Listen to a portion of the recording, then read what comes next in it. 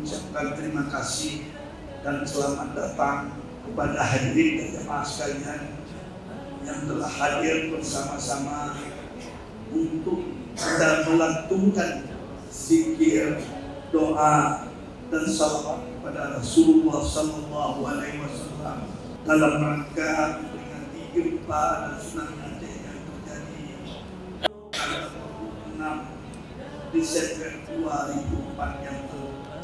Kita hadir di sini bersama-sama untuk memberikan doa semoga arwah para syuhada kita dapat diterima di sisi Allah Subhanahu wa Ta'ala, dan mudah-mudahan kita yang pernah pun akan mendapat ampunan dan rahmat dari Allah Subhanahu wa Ta'ala.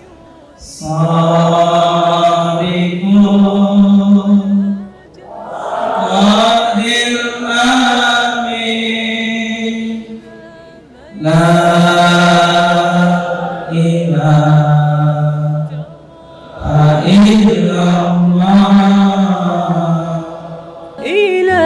جنة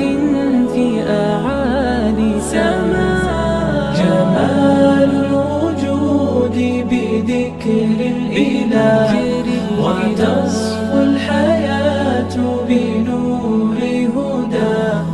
جمال الوجود بذكر الإله، وتصفو الحياة بنور هدى، وتطرب نفس له طاعة، ويبلغ سعد إلى